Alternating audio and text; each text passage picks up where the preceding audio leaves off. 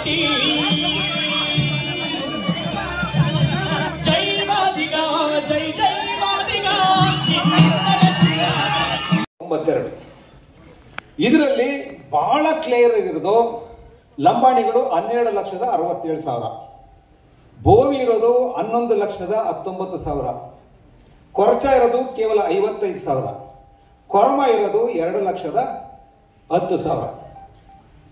ಇನ್ನು ಛಲವಾದಿಗಳು 7,92,000 ಹೊಲೆಯ ಅಂತ ಬರ್ಸಿರೋರು, ಛಲವಾದಿ ಅಂತ ಬರ್ಸಿರೋರು 2,19,000, ಮಾಲಾ ಅಂತ ಬರ್ಸಿರೋದು 20,000.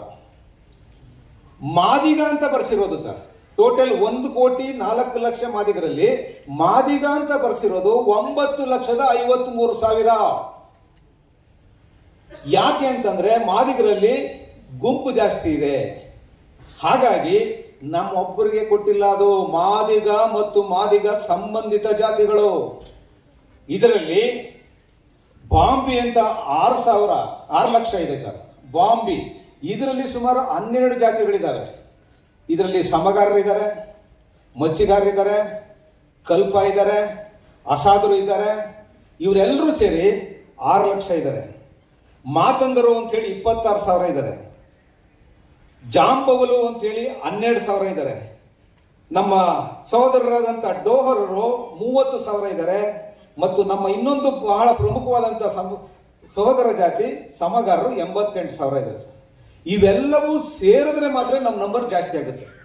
ಅಂದ್ರೆ ಇವರೆಲ್ಲರೂ ಸೇರಿದ್ರೆ, ಇಲ್ಲ ಬರೀ ಮಾದಿಗರೇ ಸೇರಿದ್ರೆ 9,50,000. ಎಷ್ಟರಲ್ಲಿ? 1,04,00,000.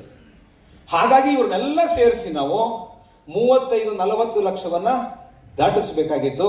ಅದನ್ನ ನಾವು ಮಾಡಿದ್ವಿ. ಮಾಧುಸ್ವಾಮಿ ಕಮಿಷನ್ ರಿಪೋರ್ಟ್ ಬಂದಾಗ ನಾರಾಯಣ ಸ್ವಾಮಿ ಸರ್ ನನ್ನನ್ನು ಕರೆಸಿದ್ರು. ನಾನು ನಟರಾಜ್ ಅವರು ಕೂತು ಅವರಿಗೆ ಅಂಕಿಅಂಶಗಳನ್ನೆಲ್ಲ ಕೊಟ್ಟು ಮಾದಿಗರು ಅತಿ ಹೆಚ್ಚು ಸಂಖ್ಯೆಯಲ್ಲಿದ್ದಾರೆ ಅಂತ ನಾವು ಮಾಡಿದ್ವಿ ಸರ್. ಈಗ ಏನಾಗಿದೆ ಸಮಸ್ಯೆ ಅಂದ್ರೆ 1,47,00,000ದಲ್ಲಿ ಆದಿ ಕರ್ನಾಟಕ ಅಂತ ಹೇಳಿ 29 ಲಕ್ಷ ಅಂದ್ರೆ 30 ಲಕ್ಷ ಇರೋದು. ಯಾರು ಇವರು ಆದಿ ಕರ್ನಾಟಕರು ಅಂದ್ರೆ ಮಾದಿಗರು ಮತ್ತು ಛಲವಾದಿಗಳು ಇಬ್ರು ಸೇರಿ 30 ಲಕ್ಷ ಆದಿ ಕರ್ನಾಟಕ ಅಂತ ಕ್ಯಾಸ್ಟ್ ಸರ್ಟಿಫಿಕೇಟ್ ಇಟ್ಕೊಂಡಿದ್ದಾರೆ ಸರ್. ನಂದು ಆದಿ ಕರ್ನಾಟಕ, ಮಾದಾರ್ಚನೆಯ ಸ್ವಾಮೀಜಿದು ಆದಿ ಕರ್ನಾಟಕ, ಮಾಧುಸ್ವಾಮಿ ಅವರದು, ನಮ್ಮ ಎಸ್ ಸಿ ಮಹಾದೇವಪ್ಪ ಅವರದು ಆದಿ ಕರ್ನಾಟಕ, ಪರಮೇಶ್ವರದು ಆದಿ ಕರ್ನಾಟಕ. ಇದು ಇಬ್ರು ಮಿಕ್ಸ್ ಆಗಿ 30 ಲಕ್ಷ ಸೇರ್ಕೊಂಡ್ಬಿಟ್ಟಿದ್ರು. ಕ್ಯಾಸ್ಟ್ ಸರ್ಟಿಫಿಕೇಟ್ ಇರೋದೇ ಹಂಗೆ, 2011ರ ಜನಗಣತಿ ಇರೋದು ಹಂಗೆ. ಇನ್ನು ಆದಿ ದ್ರಾವಿಡ ಅಂತ ಹೇಳಿ 8 ಲಕ್ಷ ಇದ್ದಾರೆ ಸರ್. ಈ 8 ಲಕ್ಷದಲ್ಲಿ ಕೆ ಎಚ್ ಮುನಿಯಪ್ಪನವ್ರ ಕ್ಯಾಸ್ಟ್ ಸರ್ಟಿಫಿಕೇಟ್ ನಾನೇ ನೋಡಿದ್ದೀನಿ. ಅವರು ಆದಿ ದ್ರಾವಿಡ, ಕೆ ಎಚ್ ಮುನಿಯಪ್ಪನವ್ರು ಆದಿ ದ್ರಾವಿಡ. ಇಲ್ಲಿ ಎಲ್ಲೋ ಒಂದ್ ಕಡೆ ವಿಷಯ ಬಂತು. ಈ ಅಂಕಿಅಂಶಗಳು ಮಾಡಿದಾಗ ದ್ರಾವಿಡನ ಒಂದ್ ಕಡೆ ಮಾಡ್ಬಿಡೋಣ, ಇದನ್ನು ಆದಿ ಕರ್ನಾಟಕ ಒಂದ್ ಕಡೆ ಮಾಡ್ಬಿಡೋಣ ಅಂತ. ಹಂಗ ಮಾಡಕ್ ಹೋದ್ರೆ ನಾವೆಲ್ಲ ಇಲ್ಲಿಗೆ ಹೋಗ್ಬೇಕು. ಇಲ್ಲಿ ಸುಬ್ಬಣ್ಣ ಕೂತವ್ರು, ಸುಬ್ಬಣ್ಣಂದು ಆದಿ ಕರ್ನಾಟಕನೇ. 16 ಜಿಲ್ಲೆಗಳಲ್ಲಿ ಇರ್ತಕ್ಕಂಥ ಎಲ್ಲಾ ಮಾದಿಗರದು ಆದಿ ಕರ್ನಾಟಕನೇ. ಮೈಸೂರು ಭಾಗದಲ್ಲಿರ್ತಕ್ಕಂಥ 5 ಜಿಲ್ಲೆಗಳಲ್ಲಿರ್ತಕ್ಕಂಥ ಎಲ್ಲಾ ಛಲವಾದಿಗಳದು ಆದಿ ಕರ್ನಾಟಕನೇ. ನೀವು ಅರ್ಜೆಂಟಾಗಿ ಮಾಡಿ ಅಂತ ನೀವು ಹೇಳ್ತಾ ಇದ್ದೀರಿ. ನಾಳೆ ಒಳ ಮೀಸಲಾತಿ ಜಾರಿಗೆ ಬಂದ್ರೆ, ನಾಳೆಯಿಂದನೇ ಬ್ಯಾಕ್ಲಾಗ್ನೇನಾದ್ರೂ ತುಂಬಕ್ಕೆ ಶುರು ಮಾಡಿದ್ರೆ ಕ್ಯಾಸ್ಟ್ ಸರ್ಟಿಫಿಕೇಟ್ ಎಲ್ಲ ನನಗೆ ಯಾವ ಕ್ಯಾಸ್ಟ್ ಸರ್ಟಿಫಿಕೇಟ್ ಮೇಲೆ ನಾನು ನನ್ನ ಅನುಕೂಲನ ಪಡ್ಕೊಳ್ಳೋಕೆ ಸಾಧ್ಯ? ಹಾಗಾಗಿನೇ ನನ್ನ ವಿನಂತಿ ಏನು ಅಂತಂದ್ರೆ, ಈ 30 ಮತ್ತು 38 ಲಕ್ಷ ಏಕೆ ಏಡಿಗಳ ಸಮಸ್ಯೆನ ಬಗೆಹರಿಸಿ ಇಮಿಡಿಯೇಟ್ ಆಗಿ ಜಾರಿ ಮಾಡಬೇಕಾಗಿದೆ. ಇಲ್ದಿದ್ರೆ ಬಹಳ ದೊಡ್ಡದಾದಂಥ ಘನಘೋರ ಅನ್ಯಾಯ ಮಾದಿಗರಿಗಾಗ್ತದೆ. ಯಾಕೆ ಅಂತಂದ್ರೆ ಮಾದಿಗರು ಬಹಳ ಒಳ್ಳೆ ಜನ, ಇವರು ಹೋರಾಟದ ಮನೋಭಾವ ಇಲ್ಲ. గౌరవ దేశ ప్రధానమంత్రి 2023 నవంబర్ 11వ తారీఖు నాడు హైదరాబాద్ లో నిర్వహించిన విశ్వరూప మహాసభకు రాకపోతే మన పరిస్థితి వీళ్ళు ముందడు చేసేవాళ్ళ. అప్పటికే సదాశివన్ కమిషన్ ఉన్నది, మళ్ళీ ఎందుకు ఇప్పుడు ఇంకో కమిషన్ వేయాల్సి వచ్చింది? అక్కడ ఉషా మేర కమిషన్ ఉన్నది, మళ్ళీ ఎందుకు అక్కడ తెలంగాణ కమిషన్ వేయాల్సి వచ్చింది? అక్కడనే ఉషా మేర కమిషన్ ఇది ఎందుకు ఆంధ్రప్రదేశ్లో కమిషన్ వేయాల్సి వచ్చింది? అంటే సుప్రీంకోర్టు తీర్పు అనివార్యంగా వర్గీకరణకు ముందడుగేయడానికి దారితీసే తీర్పు ఇచ్చేసింది. సుప్రీంకోర్టు తీర్పు ఇచ్చింది ఎవరు?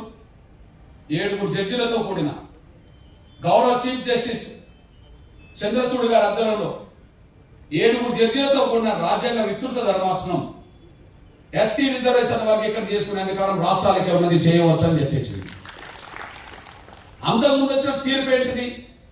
ఎస్సీ వర్గీకరణ చేసుకునే అధికారం రాష్ట్రాలకు లేదని తీర్పు వచ్చేసింది.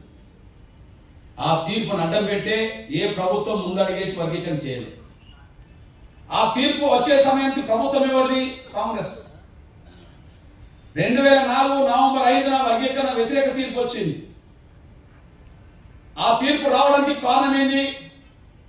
యూపీఏ గవర్నమెంట్ అప్పుడు వర్గీకరణకు అనుకూలంగా అఫిడవిట్ ఇవ్వలేదు.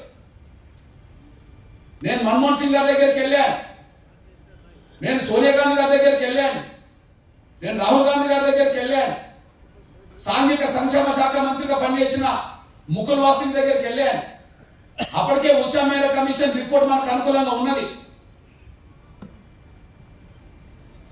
అంతకుముందు వర్గీకరణ వ్యతిరేకంగా సుప్రీంకోర్టుకి వెళ్ళారు. సుప్రీంకోర్టు ఎస్సీ వర్గీకరణ చేసుకునే అధికారం రాష్ట్రాలకు లేదని చెప్పారు.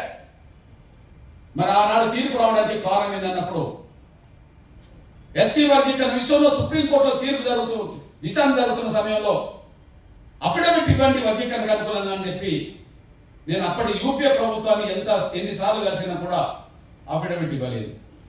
అఫిడవిట్ ఇవ్వకపోవడానికి కారణం ఏంది? ఎస్సీ వర్గీకరణ రద్దు చేయించే కాడ ఆ సమయంలో కూడా మల్లికార్జున్ ఖర్గే కొంతమందిని ప్రోత్సహించిందని, ఆర్థిక వనరులు సమకూర్చిందని చెప్పి పేరు అప్పుడే వచ్చేసింది. ఇప్పుడు కాదు, 20 ఏళ్ల క్రితమే ఆ పేరు ఆయన మీద ఉన్నది. వర్గీకరణ వ్యతిరేక శక్తులు ప్రోత్సహించిండని, వర్గీకరణ వ్యతిరేక శక్తులు కోర్టుకెళ్తే వాళ్ళకి ఆర్థిక వనరులు అందించిండని, ఇక్కడ నుంచి అక్కడి వరకు వనరులు అందినాయని చెప్పి అప్పటికే పేరు ఉన్నది. అదే సమయంలో కొప్పుల రాజు లాంటి వ్యక్తి అక్కడ ఆనాడు యూపీఏ చైర్పర్సన్ సోనియా గాంధీ గారు సలహాదారు ఉన్నాడు. ప్రధానమంత్రి కార్యాలయంలో రాజశేఖర్ అనే ఆయన ఉన్నాడు. రాహుల్ గాంధీ చుట్టూ ఇంకొక ఐఏఎస్ అధికారులు ఉన్నాడు. టోటల్ గా యూపీఏ గవర్నమెంట్ వాళ్ళ చేతిలో ఉన్నది. ఎస్సీ వర్గీకరణ అనుకూల అఫిడవిట్ ఇవ్వడానికి కూడా వాళ్ళు సిద్ధంగా లేకుండా పోయింది. పరమాక లక్ష్మి, జేడి శీలం, చింతమోహన్ లాంటి వాళ్ళు, హర్ష కుమార్ లాంటి వాళ్ళు వర్గీకరణ జరగనేమని చెప్పి ముందుకు వచ్చేసారు. ఒక మాట చెప్పాలంటే సుప్రీంకోర్టులో విచారణ జరుగుతున్నప్పుడు మనకు సహాయ నిరాకరణ చేసింది కాంగ్రెస్ ప్రభుత్వం. మన తరఫున మాట్లాడేటోళ్ళు, కొట్లాడేటోళ్ళు గట్టిగా అప్పుడు లేకపోయారు. మనం ఓడిపోవడానికి ఆపేసింది. కానీ ఇప్పుడు పరిస్థితులు 20 ఏళ్లలో తారుమారైపోయింది. ఓకే, 2023 నవంబర్ 11న మనం నడిపిన విశ్వరూప మహాసభకు వచ్చారు. మాదిగ జాతి ఒక ఐక్యతతో లక్షలాది మంది మన అస్తిత్వాన్ని ఇక్కడ నిలబెట్టుకోగలిగారు విశ్వరూప మహాసభలో. ఆ సమయానికి వచ్చిన గౌరవ నరేంద్ర మోడీ గారు ప్రత్యక్షంగా మన జాతిని చూశారు. అది మహారాష్ట్ర నుండి వచ్చింది, తెలంగాణ నుండి వచ్చింది, కర్ణాటక నుండి వచ్చింది, ఆంధ్రప్రదేశ్ నుండి వచ్చింది, తమిళనాడు వచ్చింది, ఛత్తీస్గఢ్ నుండి వచ్చింది. మాదిగ జాతి ఎక్కడెక్కడున్నదో అన్ని రాష్ట్రాల నుంచి మాదిగ జాతి వచ్చి మేమంతా ఒకటే అనే పద్ధతిలో అక్కడ చాటి చెప్పగలిగారు. మాకు మీరన్నా న్యాయం చేయండి అని చెప్పి వేడుకునే పరిస్థితి తెచ్చారు. మన ఆవేదనను సంపూర్ణంగా చూశాడు, అర్థం చేసుకున్నాడు. మనల్ని ఓదార్చే ప్రయత్నం చేయడమే కాదు, నేనున్నాను ఈ సమస్య పరిష్కారం కోసం అని మనకు భరోసా కూడా ఇచ్చేశాడు. నేనున్నాను అని చెప్పి మన ఈ సమస్య పరిష్కారం కోసం భరోసా కూడా ఇచ్చేశాడు. ఆ సమయంలోనే ఒక మాట అన్నాడు, ఎస్సీ రిజర్వేషన్ వర్గీకరణ పోరాటం 30 ఏళ్ళు నడుస్తున్నది. ఇక ముందు ఈ పోరాటంలో నేను కూడా ఒక కార్యకర్తగా పనిచేస్తా, ఈ సమస్య పరిష్కారానికి ప్రధానమంత్రి హోదాలో పనిచేస్తా, దీనికి ఒక కమిటీ ఏర్పాటు చేస్తా, ఆ కమిటీ ద్వారా సుప్రీంకోర్టులో త్వరగా విచారణ జరిగేటట్టు చేస్తా, ఆ విచారణ జరిగే సమయానికి కేంద్రం వర్గీకరణకు అనుకూలంగా ఖచ్చితంగా వాదించేటట్టు చేస్తా అని చెప్పి పెద్దలు నరేంద్ర మోడీ గారు అక్కడ వాగ్దానం చేశారు. చేసిన వాగ్దానం కనుగొనే ఆయన కేబినెట్ సెక్రటరీ ఆధ్వర్యంలో కమిటీ పడ్డది. ఆ కమిటీ న్యాయ వ్యవస్థను కూర్చొని పెట్టింది. అటార్నీ జనరల్, సొలిసిటర్ జనరల్ కూర్చొని పెట్టింది. ఎట్టి పరిస్థితిలో సుప్రీంకోర్టులో రాజ్యాంగ విస్తృత ధర్మాసనం ఏర్పాటు చేయడానికి అప్పీల్ చేయమని కోరింది. వెంటనే గౌరవ చంద్రచూడ్ గారి ఆధ్వర్యంలో రాజ్యాంగ విస్తృత ధర్మాసనం పడ్డది. ఆ ధర్మాసనం ముందు వాయిదాలు పడకుండా త్వరగా విచారణ పూర్తయ్యేలా చేయమని మనం కోరడం జరిగింది. లేకపోతే ఈ రోజు ఒక విచారణ మొదలు జరిగితే మళ్ళా తేదీ రావాలి, మళ్ళీ వాయిదా పడడానికి నెల 2 నెలలు 3 నెలలు పడుతుంది. అట్లా కాకుండా వాయిదాల మీద వాయిదాలు కాకుండా జస్టిస్ గారి ఆధ్వర్యంలో, చంద్రచూడ్ గారి ఆధ్వర్యంలో మార్చి 6, 7, 8 తేదీలో 3 రోజుల్లోనే విచారణ పూర్తి చేయడం జరిగింది. ఆ 3 రోజుల్లోనే కేంద్రం మొత్తం యావత్తు న్యాయ వ్యవస్థను అక్కడ నిలబెట్టింది. సొలిసిటర్ జనరల్, అటార్నీ జనరల్ అక్కడనే నిలబెట్టి మాట్లాడించింది. లిఖితపూర్వకంగా వర్గీకరణ జరగాలని కోరుకున్నది. ఇది అర్థమైపోయింది. ఆ సమయానికి సుప్రీంకోర్టులో విచారణ జరిగే సమయానికి గౌరవ నరేంద్ర మోడీ గారు పూర్తి మనసు పెట్టి పనిచేయించాడు. అమిత్ షా గారు దానికి పూర్తిగా సహకారం చేశాడు. గౌరవ కిషన్ రెడ్డి గారు అండగా నిలబడ్డాడు. అదే సమయంలో న్యాయ వ్యవస్థ ప్రక్రియ ముందుకు సాగుతున్న సమయంలో అప్పటి మనం కేంద్ర మంత్రివర్గంలో పనిచేసిన మన నారాయణ స్వామి అన్న సంపూర్ణ సహకారం అందించారు. ఇది జరిగిన సత్యం, ఇది జరిగింది వాస్తవం, ఇది జరిగింది సత్యం, ఇది జరిగింది వాస్తవం. ఆ సమయంలో ఎవరి పాత్ర వాళ్ళు పోషించే బాధ్యత తీసుకున్నారు. ఎవరి బాధ్యత వాళ్ళు తీసుకుని వాళ్ళ పాత్ర పోషించారు. అంతిమంగా ఆగస్టు 1, 2024లో వర్గీకరణ చేసుకునే అధికారం రాష్ట్రాలకు ఉన్నదని చెప్పి గ్రీన్ సిగ్నల్ ఇచ్చేసి, ఇప్పుడు అంతకుముందు వర్గీకరణ చేయకపోవడానికి సాకులన్నీ వెతికేది సుప్రీంకోర్టును అడ్డం పెట్టే. 2004 సుప్రీంకోర్టు తీర్పు ప్రకారం ఎస్సీ వర్గీకరణ చేసే అధికారం రాష్ట్రాలకు లేదన్నారు కదా, కానీ మేము ఎలా ముందుకెళ్తామని చెప్పి సాకులు వెతుకుతూ వచ్చేసారు. కానీ ఇప్పుడు వర్గీకరణ డిమాండ్ ఉన్న ఏ రాష్ట్రం కూడా సాకులు చెప్పడానికి అవకాశం లేకుండా లేదు. ఇప్పుడు సాకులు చెప్తే అయిన పరిస్థితి కూడా లేదు. ఎస్సీ వర్గీకరణ చేసుకునే అధికారం రాష్ట్రాలకే ఉన్నదని చెప్పి నిర్దిష్టంగా తీర్పు వచ్చిన తర్వాత, ఆనాడు తీర్పు ఎందుకు తప్పో స్పష్టంగా చెప్పిన తర్వాత, ఆనాడు తీర్పుని ఎలా ప్రభావితం చేశారో అది చెప్పిన తర్వాత ఇక్కడ వర్గీకరణ చేయడం తప్ప మరో మార్గం లేని పరిస్థితులు ప్రభుత్వాలు నెట్టబడ్డాయి. ఆ ప్రభుత్వాలు నెట్టబడ్డ సమయంలోనే తమిళనాడులో ఉన్నట్టుగా వర్గీకరణ అమలు జరుగుతుంది. హర్యానాలో కూడా కొత్తగా వర్గీకరణ బీజేపీ ప్రభుత్వం చేసింది. ఇప్పుడు దక్షిణాది రాష్ట్రాల్లో ప్రధానంగా 3 రాష్ట్రాల ముందు సవాల్ ఉన్నది. ఇప్పుడు మన దక్షిణాది రాష్ట్రాలకు ఆనుకొని ఉన్న మహారాష్ట్రలో కూడా వర్గీకరణ అంశం ముందుకు వచ్చేసింది. ఇప్పుడు వర్గీకరణ అంశం మీద అక్కడ కమిషన్ పడ్డది, మహారాష్ట్రలో వర్గీకరణ అంశం మీద తెలంగాణ కమిషన్ పడ్డది, వర్గీకరణ అంశం మీద మనకు ఆంధ్రప్రదేశ్లో కమిషన్ పడ్డది, వర్గీకరణ అంశం మీద ఇక్కడ కమిషన్ పడ్డది. బహుశా మహారాష్ట్ర కమిషన్ నివేదిక ఇంకా 1-2 నెలల్లో రాబోతున్నది. తెలంగాణ వర్గీకరణ కమిషన్ నివేదిక వచ్చింది, దానికన్నా అసెంబ్లీ తీర్మానం జరిగింది. ఇంకొక 5-6 వారాలలో వర్గీకరణ చట్టం అక్కడ రాబోతున్నది. ఆంధ్రప్రదేశ్లో వర్గీకరణ మీద కమిషన్ నివేదిక వచ్చేసింది, శాసనసభ ఆమోదించింది. రేపో మాపో వారం 10 రోజుల్లోనే మన చంద్రబాబు నాయుడు గారు నిన్నదాకా మొన్న స్టేట్మెంట్ ఇచ్చిండు. వర్గీకరణ జరిగినాకనే మొదటి వారంలోనే డిఎస్సి నోటిఫికేషన్ ఇస్తాం, వర్గీకరణ జరిగినాకనే నోటిఫికేషన్ ఇస్తామని చెప్పి ఆయన మాట్లాడడం జరిగింది. బహుశా ఇవాళ 27వ తారీఖు, ఇవాళ 27లో ఉన్నాం. బహుశా ఇంకొక 10 రోజులు మళ్ళీ 7వ తారీఖు వచ్చేటప్పటికి ఆంధ్రప్రదేశ్లో తెలంగాణలో వర్గీకరణ ప్రక్రియ పూర్తి కాబోతుంది. కర్ణాటక వైపే దృష్టి పెట్టడం చెప్పడం జరిగింది. నా బాధ్యత ఎక్కువ కర్ణాటక దృష్టి పెట్టడం చెప్పడం జరిగింది. మీరు సర్కులర్ వారం రోజుల ముందే మీరు చూసుకోండి. ఎందుకంటే మీ బిడ్డగా నేను తెలంగాణ రాష్ట్రంలో ఉమ్మడి ఆంధ్రప్రదేశ్లో వరంగల్లో ఒక మారుమూల గ్రామంలో ఒక చిన్న గ్రామంలో పుట్టిన బిడ్డగా నేను ఇక్కడ తిరిగినా కూడా నా జాతి యావత్తు నన్ను గుండెలో పెట్టుకున్నదనే విషయం నాకు తెలుసు. నా జాతి యావత్తు గుండెలో పెట్టుకున్నది. మా అన్న ఏనాటికైనా మా జాతిని గెలిపిస్తాడు, మా అన్న ఏనాటికైనా మా కండగా నిలబడతాడు. మా కష్టాలు తొలగిపోవడానికి, మా బాధలు తొలగిపోవడానికి, మా బిడ్డల భవిష్యత్తు కోసం మా అన్న ఎప్పుడు మాకు అండగా ఉంటాడని చెప్పి మీరు గుండెలో పెట్టుకొని నన్ను చూస్తున్నప్పుడు ఆ సమస్య పరిష్కారానికి నా బాధ్యత నెరవేర్చాల్సిన అవసరం నాకున్నా. అందుకనే సర్కులర్ పెట్టిన వెంటనే రాజ్య కమిటీని హైదరాబాద్ పిలిపించుకున్నా. సర్కులర్ పెట్టిన వెంటనే రాజ్య కమిటీని హైదరాబాద్ పిలిపించుకున్నా. హైదరాబాద్లో 2-3 గంటలు చర్చించాం. ఇంకా ఏమాత్రం ఆలస్యం చేయకుండా కర్ణాటకలో మాదిగ దండలతో పాటు వర్గీకరణ కోరుకునే మాదిగ బిడ్డలు ఎన్ని సంఘాలు పెట్టుకున్నా వాళ్ళందరినీ ముందుకు తీసుకెళ్తాం, అందరినీ కలిసి పోవడం చేద్దామని చెప్పడం జరిగింది.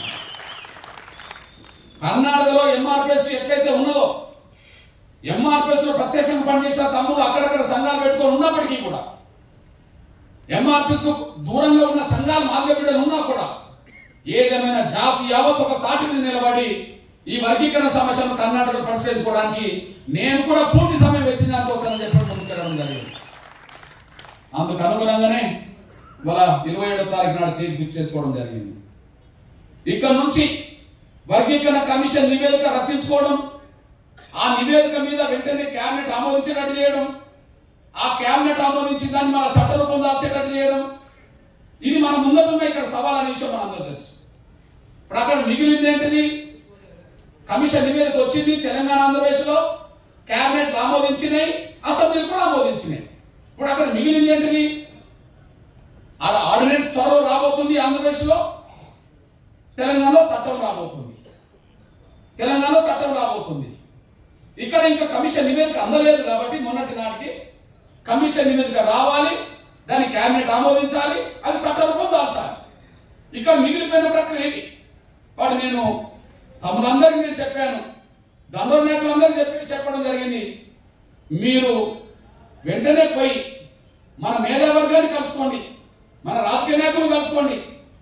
ఒకవైపు కాంగ్రెస్ పార్టీలో మన వాళ్ళు ఎక్కడున్నా అక్కడ ఉండబడే మల్లికార్జున ఖర్గే అంత, లేదా మల్లికార్జున ఖర్గే వర్గం సంబంధించిన కొంతమంది మంత్రులతో అంత శక్తి పలుకుబడి లేకపోయినా మాదిగ జాతి బిడ్డలుగా మునియప్ప తమ వంతు పాత్ర పోషిస్తూనే ఉన్నాడు. మాదిగ జాతి బిడ్డగా మన వాళ్ళు తిమ్మాపూర్ తమ పాత్ర పోషిస్తూనే ఉన్నాడు. అదే సమయంలో మన ఆంజనేయ గారు కూడా తమ పాత్ర పోషిస్తూనే ఉన్నాడు. అంటే ఎక్కడున్నా మన మాదిగ జాతి బిడ్డలు, మన జాతి బిడ్డల భవిష్యత్తు గురించి ఆలోచిస్తున్నారు. వాళ్ళు మనం తప్పు పట్టలేము, వాళ్ళ శక్తి మేరకు వాళ్ళ పాత్ర పోషిస్తున్నారు. ఇక్కడ బీజేపీలోకి వచ్చేప్పటికి గౌరవ నారాయణ స్వామి గారు కేంద్ర మంత్రి ఉన్నప్పుడు ఎవరెవరిని కలవాలో ఎక్కడెక్కడ ఎలాంటి పాత్ర పోషించాలో చెప్పడం జరిగింది. అదే సమయంలో మనకు గోవింద్ కాజోల్ గారు కూడా కొంతకాలంగా డిప్యూటీ సీఎం ఉన్నాడు, తర్వాత మంత్రి ఉన్నాడు, ఇప్పుడు ఎంపీగా ఉన్నాడు. ఇట్లాంటి మన పెద్దలు కూడా, రమేష్ జిగ్జిన్ లాంటి వాళ్ళు కూడా తమ వంతు పాత్ర పోషించుకుంటూనే ఉన్నారు. ఇక్కడ ఒక మాట చెప్పాలంటే జాతి బిడ్డలు ఏ పార్టీలో ఉన్నా జాతి గురించి ఆలోచిస్తున్నారని రుజువైపోయింది. ఇట్లాంటి సమయంలో వాళ్ళ పాత్ర వాళ్ళు పోషించే పరిస్థితి మన కళ్ళ ముందు కనిపిస్తున్నప్పుడు భవిష్యత్తు నిర్ణయం తీసుకునే సమయంలో వాళ్ళతో కూడా చర్చిద్దామని చెప్పి నేను 2 రోజులు టైం ఇచ్చడం జరిగింది. ఈరోజు మాదిగ దండోరతో పాటు వర్గీకరణ కోరుకుని మన మాదిగ బిడ్డలు ఎన్ని సంఘాలుగా ఉన్నా వాళ్ళందరూ ఒక వేదిక మీద తీసుకొచ్చి కలిసి మనం పట్టం చేద్దాం అనేది ఒకవైపు. మరొక వైపు ప్రభుత్వంలో ఏం జరుగుతుంది, ఏ పార్టీలో ఎట్లా ఆలోచిస్తున్నారు అనే విషయం అందరినీ కలుసుకొని ముందుకెళ్ళడం ఒకవైపు. అందువల్లనే రేపటి వరకు మన మంత్రులు, మన ఎమ్మెల్యేలు, మన ఎంపీలు, మన ఐఏఎస్, మన ఐపీఎస్ అధికారులు ఉన్న మన పెద్దలు, మన మేధావర్గం, మన లాయర్లందరితో రేపు కూర్చోవడానికి నేను ఇక్కడనే ఉండబోతున్నా. ఇప్పుడు మనం ఇక్కడికి వచ్చిన ఈ సమయమే,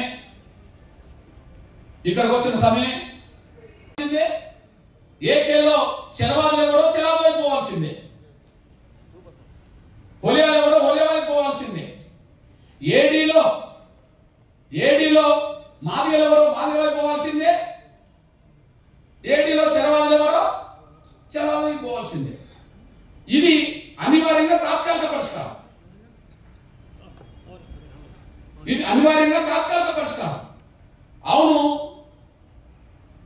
వాస్తవానికి ఆది ఆంధ్ర అనేది ఒక కులం, ఆది ఆంధ్ర అనేది ఒక కులం కాదు కదా, ఆది ద్రావిడ అనేది ఒక కులం కాదు కదా, ఆది కర్ణాటక అనేది ఒక కులం కాదు కదా, అది కులం కాదు, అది క్యాస్ట్ మనం చూడలేం. కానీ మాదిగాని ధైర్యంగా చెప్పుకోలేని వాళ్ళు, మాలను ధైర్యంగా చెప్పుకోలేని వాళ్ళు, మేము చెలవాళ్ళమని ధైర్యంగా చెప్పుకోలేని వాళ్ళు, అది ఆది కర్ణాటక పేరుతోనో, ఆది ఆంధ్ర పేరుతోనో, ఆది ద్రావిడ పేరుతోనో అట్లా సృష్టించుకున్నారు. ఒక రంగు చెప్పంటే ఇది 100 సంవత్సరాలు వచ్చిన కుల వ్యవస్థలో కులం కాదు, ఇది 100 సంవత్సరాల నుండి ఉండబడే కుల వ్యవస్థలో ఉండబడేది కులం కాదు.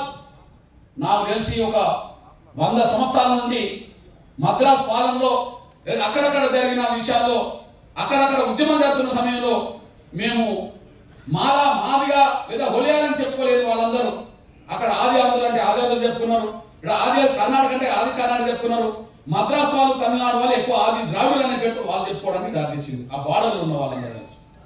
ఒక రంగపడే మనం చెప్పుకోవడం వల్ల వచ్చిందే తప్ప పేరు అది కుల వ్యవస్థలో ఉన్న పేరు కాదు. అది చెప్పుకోవడం ద్వారా వచ్చిన పేరే ఉంటుంది. ఇది నంబర్ 1 తాత్కాలిక పరిష్కారం. శాశ్వత పరిష్కారం ఏంటిది? శాశ్వత పరిష్కారం ఏంటిది? ఇప్పుడు ఆది ద్రావిడ ఆది కర్ణాటక ఉన్నా అలా ఆది కర్ణాటకలో మాదిగలందరూ మాదిగ పేరు రాసుకున్నారు అనుకో, ఆది కర్ణాటకలో ఉండబడే చెలవాదులందరూ చెలవాదని రాసుకున్నారు అనుకో, ఆది ద్రావిడలో ఉండబడే చెలవాదులు చెలవాదని రాసుకున్నారు అనుకో, ఆది ద్రావిడలో ఉండబడే మాదిగలు మాదిగని రాసుకున్నారు అనుకో. ఇప్పుడు అక్కడ కుల సర్టిఫికేట్ తీసుకునే వాళ్ళు ఉండకపోవచ్చు, కులం అక్కడ పేరైతే ఉంటుందా? ఏముంటది? ఆది ద్రావిడ లిస్ట్ లో ఉంటుంది, ఆది ఆంధ్ర లిస్ట్ లో ఉంటుంది, అక్కడ ఆది కర్ణాటక కూడా లిస్ట్ లో ఉంటుంది. లిస్ట్ లో ఉంటుంది కానీ సర్టిఫికెట్ ఉండవా? మీరందరూ ఎవరి వాళ్ళు తీసుకుంటే లిస్ట్ లో ఉంటాయి కానీ సర్టిఫికెట్ ఉండదు. కాబట్టి లిస్ట్ ఉన్నప్పుడు సర్టిఫికెట్ అయినప్పుడు ఆ లిస్ట్ లో నుంచి ఆ పేర్లను తొలగించమని చెప్పి భవిష్యత్తులో నేను అయితే అంటే ఒక మాట చెప్పంటే ఆర్టికల్ 341 అప్పుడు ఉపయోగపడుతున్నాను. ఆర్టికల్ 341 ఏం చెప్తుంది? షెడ్యూల్ కులాల లిస్ట్ నుంచి ఒక కులాన్ని తొలగించాలన్నా లేదా వేరే కులాన్ని తీసుకొచ్చి కలపాలన్నా ఆర్టికల్ 341 ప్రకారం పార్లమెంట్ ఆమోదం అవసరం ఉన్నది కదా. కాబట్టి మార్చి ఎండ్ కాబోతుంది. అంతిమంగా ఏప్రిల్ మొదటి వారం నుంచి చివరి వారం లోపే పూర్తి నివేదిక వచ్చి శాశ్వత పరిష్కారం జరిగే విధంగా భవిష్యత్తు ఉద్యమాన్ని మనందరూ సిద్ధపడాల్సి కూడా మీరు మర్చిపోతాను కోరుకుంటూ, తాత్కాలిక నివేదికను స్టడీ చేయడానికి నేను మంత్రులతో కూర్చుంటా, నేను అధికారులతో కూర్చుంటా, మన సంఘాల నాయకులతో కూర్చుంటా, అందరం కూర్చొని ఒక చర్చిస్తాం. ఆ చర్చించి పరిష్కారం చేయడానికి కావాల్సిన మార్గాన్ని వెతికే ప్రయత్నం చేస్తాం. అందుకు తగ్గట్టుగా ఉద్యమాన్ని నిర్మించే ప్రయత్నం చేద్దాం. ఆ నిర్మించే ప్రయత్నంలో మీ బిడ్డగా నేను 4 రోజుల పాటు కర్ణాటకలో ఉండడానికి సిద్ధపడడం కూడా ఇప్పుడు ఆంధ్రలో కమిషన్ నివేదిక వచ్చింది, కేబినెట్ ఆమోదించింది, అసెంబ్లీ ఆమోదించింది, అక్కడ ఆర్డినెన్స్ రాబోతుంది. బహుశా వారం 10 రోజులు వస్తుందని ఆశిస్తున్నాం. ఎందుకంటే ఆయన చెప్పిండు కనుక. ఇప్పటికే తెలంగాణలో కమిషన్ నివేదిక వచ్చింది, కేబినెట్ ఆమోదించింది, శాసనసభ ఆమోదించింది. అది చట్టం రేపు చట్టం రూపంలో గవర్నర్ దగ్గరికి వెళ్తుంది, ఆటోమేటిక్ గా బయటకు వస్తుంది. బహుశా నేను తెలంగాణ ఆంధ్రప్రదేశ్ నేను అనుకుంటున్నా ఈ వారం మినిమం మాక్సిమం 10 రోజుల్లో అక్కడ పరిష్కారం జరగబోతున్న సమయంలోనే నేను రేపటి వరకు ఇక్కడనే ఉంటున్నా కనుక రేపు తీసుకునే నిర్ణయాన్ని బట్టి నేను బీదర్ టు బెంగళూరు వరకు, బీదర్ నుంచి మైసూరు నుంచి మొదలుకుంటే కోలార్ నుంచి మొదలుకుంటే ఈ కర్ణాటక రాజ్యంలో ఎన్ని జిల్లాలు ఉన్నాయో అన్ని జిల్లాలో నా జాతిని మేల్కొల్పడం కోసం నా వంతు పాత్ర పోషించడానికి నేను వస్తా. అది రథయాత్ర పెట్టుకొని రావాలన్నా లేదా ఇంకో యాత్ర పెట్టుకొని రావాలన్నా సభల పేరుతో రావాలా, అందరం కలిసి ప్రయత్నం చేస్తే ఏ ప్రయత్నం అయినా సరే మీ బిడ్డగా నేను ఉన్నానని కూడా మీరు మర్చిపోకుండా జాతి బిడ్డల భవిష్యత్తు కోసం ఏ నిర్ణయం తీసుకున్నారే జాతి బిడ్డల భవిష్యత్తు కోసం వర్గీకరణ మరింత ఆలస్యం కాకుండా చూసుకోవడం కోసం భవిష్యత్తు పోరాటంలో అందరూ కలిసి ముందుకెళ్దాం. అందులో మీ బిడ్డగా నా వంతు పాత్ర పోషిస్తాను. భవిష్యత్తులో మీరు కూడా ఈ 4 రోజుల సమయం 30 ఏళ్ళు పోరాటం చేసిన మనం ఈ 30 రోజులు చాలా అప్రమత్తంగా ఉండాల్సిన అవసరం మాత్రం ఉన్నది. ఈ 30 రోజులు మిస్ అవుతే మనం 3 నెలలు పోతాయి, 3 నెలలు పోతే మన 6 నెలలు పోతాయి. ఇక్కడ మన కుట్ర జరుగుతుంది. మన ఇక్కడ ఆ కుట్ర జరగకుండా ఉండాలంటే 30 ఏళ్ళ పోరాటాన్ని ఎట్లయితే నడిపినామో ఆ 30 ఏళ్ళ అనుభవాన్ని ఈ 30 రోజుల్లోనే నిలబెట్టడానికి మనం ప్రయత్నం చేద్దామని కూడా మర్చిపోతాను సార్ కోరుకుంటూ, ఏది ఏమైనా మీ బిడ్డగా ఇక్కడ జాతిని గెలిపించడం కోసం మాదిగ బిడ్డగా నా వంతు పాత్ర సీరియస్ గా పోషిస్తారని కూడా మర్చిపోతాను నిర్ణయం చేస్తూ, ఏ నిర్ణయం తీసుకున్నా అన్న మీరు ఏ నిర్ణయం తీసుకున్నా రేపు మంత్రులతో ఎమ్మెల్యేలతో అధికారులతో సంఘాలతో మాట్లాడి మీరు ఏ నిర్ణయం తీసుకున్నా ఈ 30 రోజులు జాతిని మొత్తం రోడ్డు మీద నిలబెడతామన్న వాళ్ళు ఆత్మసాక్షిగా చేతులెత్తాల్సిందిగా